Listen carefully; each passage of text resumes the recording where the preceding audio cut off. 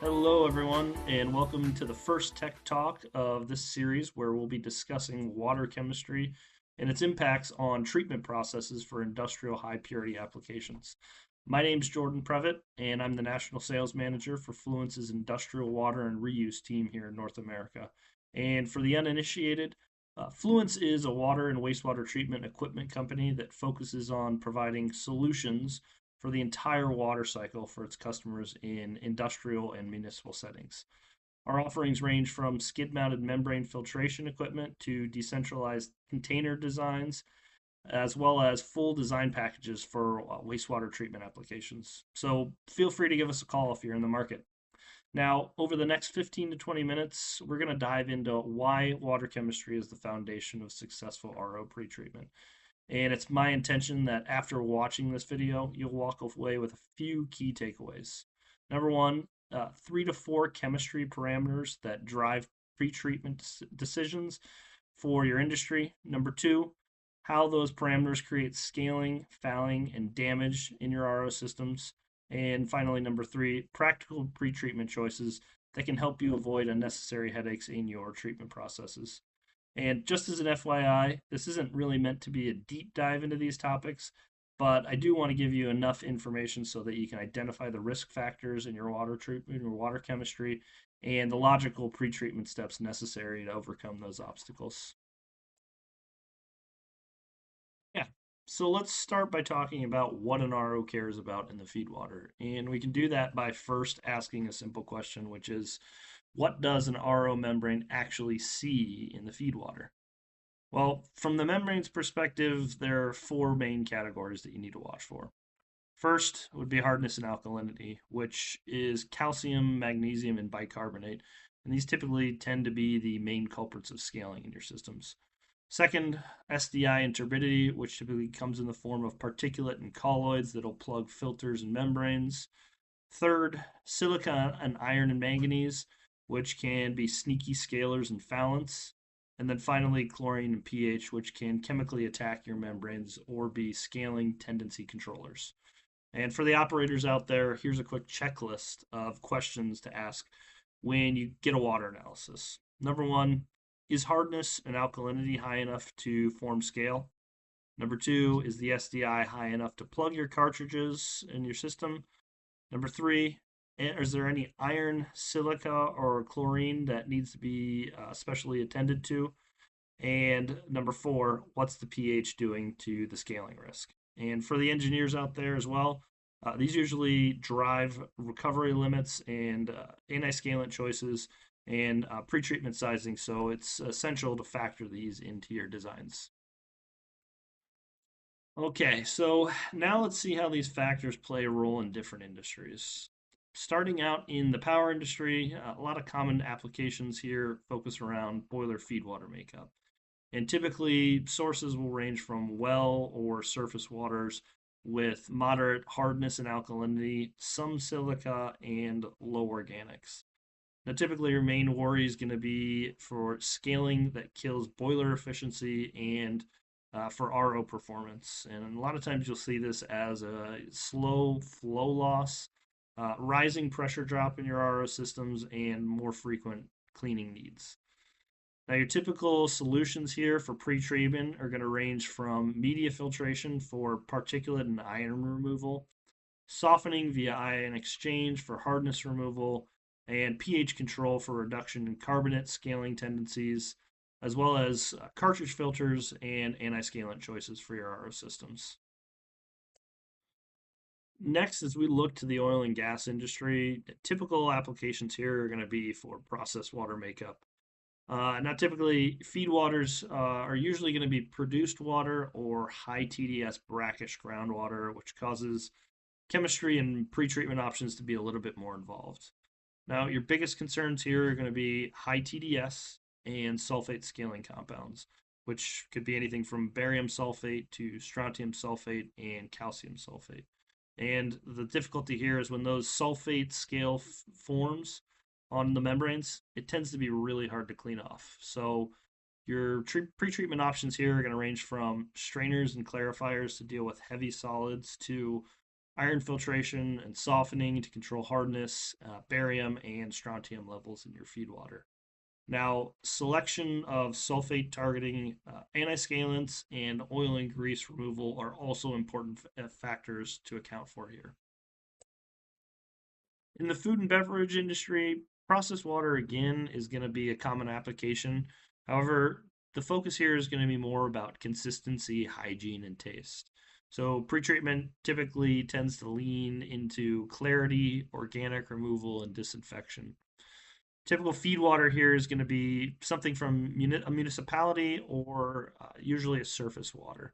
And the biggest risk factors in these are going to be organic and biological fouling from natural organics in the water, chlorine from the municipal disinfection process, and moderate hardness scaling. And oftentimes operators will experience biofouling slime and or chlorine damage on their membranes. So typical pretreatment options here are going to range from media filtration to drop your SDI and turbidity in the feed water, GAC filters for free chlorine removal and organics reduction that can cause taste and odor issues and biofouling, as well as softening to reduce hardness and cartridge filters as a final fine filter ahead of your RO system. So now let's discuss a pretreatment toolkit as it relates to each operational risk. First, for scaling that would come as a result of hardness, alkalinity, and silica in your water. Your first tool in your kit is going to be softening, which is going to remove calcium and magnesium completely.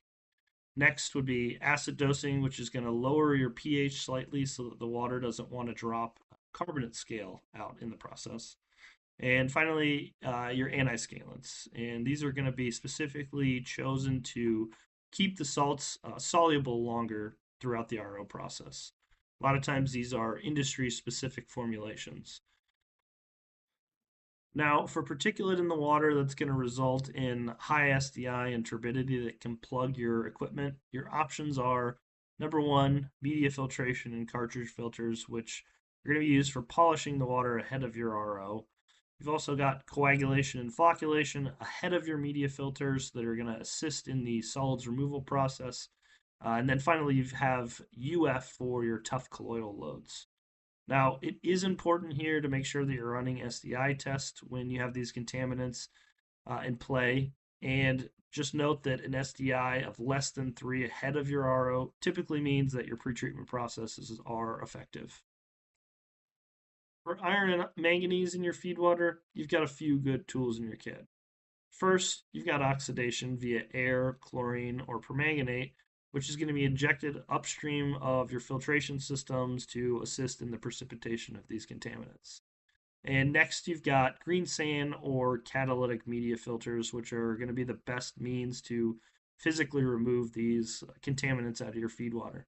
Now, you do want to make sure you are performing an iron test after the oxidation and filtration steps, just to ensure you're hitting the target of less than 0.05 ppm in the resulting water. And finally, for chlorine and organics in your feed water, you've got a combination of activated carbon and or sodium bisulfite dosing, which typically tends to be the most effective management strategy. Now, you will want to make sure that you're keeping an eye out for biofouling on the membrane since you are removing a disinfectant from the feed water. And operators do make sure you are running those chlorine tests to ensure you've got as close to zero free chlorine levels in your RO feed water because that really can impact your RO membranes. Now, finally, a pro tip, always make sure you're sequencing your pre-treatment by chemistry risk, and you really want to tackle the worst offender first. Okay, so now let's walk through a few real life examples. In example one, we're going to be in a power plant treating well water for a boiler feed application. And let's say you see a lab analysis that states you have hardness that's around 200 ppm, alkalinity around 150 ppm, silica around 40 ppm, and an SDI of around 2 to 3. There's no free chlorine in the water. So what are you going to do in this situation? Well, your solids aren't terrible, so likely a basic media filter or cartridge filters ahead of your RO are fine. But the hardness and alkalinity together especially at higher recoveries, do look like they have a tendency to potentially form scale. So your plan here should be for softening and anti-scalant to control these factors. Example number two will be in a food and beverage plant. And here we'll be treating city water for processed water applications. Now, let's say you get a lab analysis that says you have hardness of around 120 ppm, SDI of around 4 to 5. You've got some free chlorine in your water at around 1 ppm, and there's also some organics. So, game plan here should likely be coagulation plus some media filtration to bring down your SDI into an acceptable range. Then follow that by activated carbon to knock out your chlorine and a bunch of the organics. And then follow that with cartridge filters to polish for your RO. Now, operators do want to make sure they're monitoring their SDI numbers and their chlorine levels after the carbon. And definitely want to be making sure you're monitoring your differential pressures across that system as well. In our final example, we'll be in an oil and gas facility treating produced water. Now, let's say you get a lab analysis that says you have high TDS, you have sulfates that are nice and high in the feed water, and you also have barium and iron that show up. Now, this is a classic sulfate scale and iron situation. So here, you're going to want to oxidize and filter your iron first so that it doesn't foul on the front end.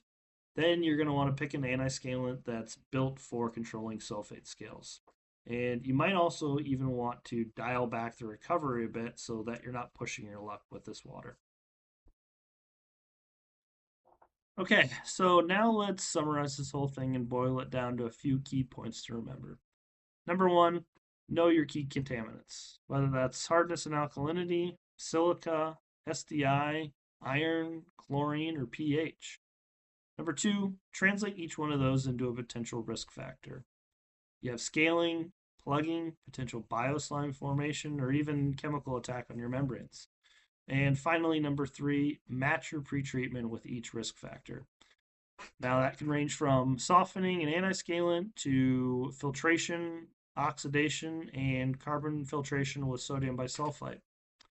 Now, for the operators, your key focus is going to be keeping these numbers in range from day to day. And for your engineers, your focus is going to be building a pre-treatment train that's going to make these goals realistic.